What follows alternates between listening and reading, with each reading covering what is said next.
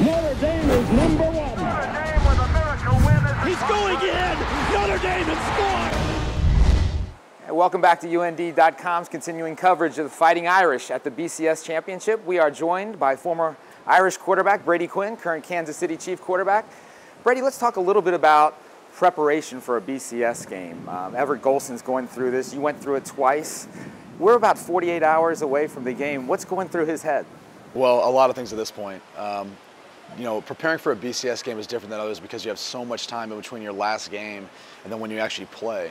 So you're watching film, you've seen it over and over and over again to the point where you know the team like the back of your hand, but there's always the chance that they have all this time that the other team can put in something different you haven't seen before. So you try your best not to chase ghosts, but you also try to make sure you're as prepared as you can be.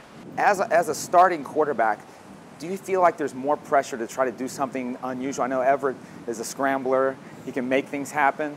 Is there an inclination to try to do too much? There can be at times. I think it won't necessarily happen before the game, but might feel it during the game. You know, maybe if the game starts to get away from us, you know, he might feel like he needs to make a play or something like that. But I mean, look, when it comes down to quarterback play, especially in big games like this, you always have to rely on your fundamentals, the things that got you to the point of where you're at, and you know, do your job first, and everything else will fall in place. Brady, when you look across the line of scrimmage, you have D. Milner. He's an All-American cornerback. As a quarterback, do you like to go at an All-American, or when you look across there, you're going to say, we're going to keep the ball away from him? How do you approach that? Well, it depends on the scheme and it depends on the matchup. Obviously, if you've got your best guy versus their best guy, yeah, you want to go against it. You want to see what this kid's made of.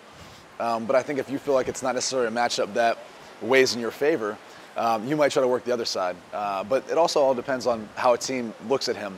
He might be an All-American to other teams, but he might not seem like an All-American to us on film.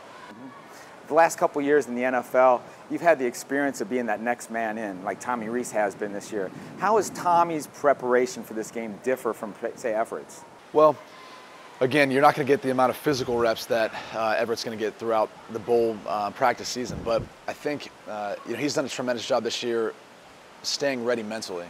And you can see that the way he's coming in the end of the games and really kind of gotten that closer title for him.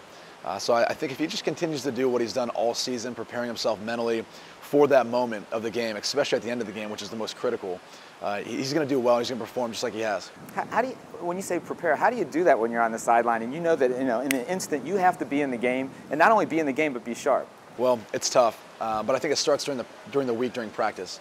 You have to put yourself in a mindset that when you do get in to get some reps, that you make those reps just like they would be in a game.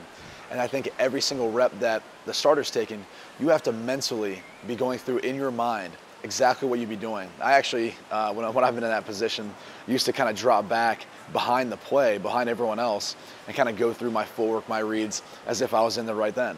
So I could feel like I was getting into a rhythm during practice. So if I was thrusted in, I could go right in and perform. Brady, you know, Manti Te'o has been the spiritual leader of this team. You were a spiritual leader here, and you've continued to really talk about your faith.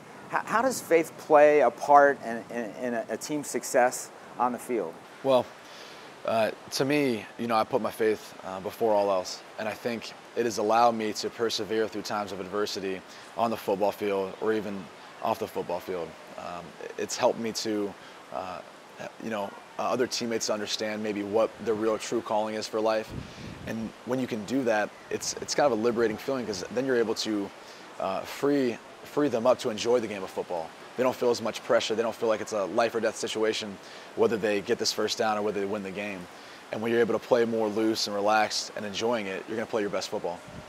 All right, Brady, let me put you in a situation. 5 minutes to go before kickoff, right? You're in the locker room. The team's sitting there. Brady Quinn walks in. What do you tell the team before Monday night's game?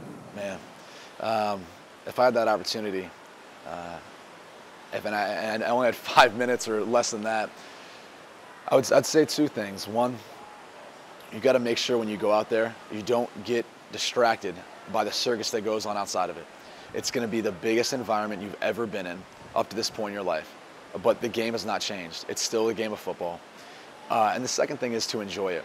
Take every moment, focus on it one play at a time, but enjoy that one play each time you're out there doing it. And then you want to put them all together. And I think at the end you're going to be happy with the result. You got a prediction? Irish win. Great. Brady Quinn, thank you so much. Thank you. Stay tuned to UND.com for more coverage of the BCS Championship.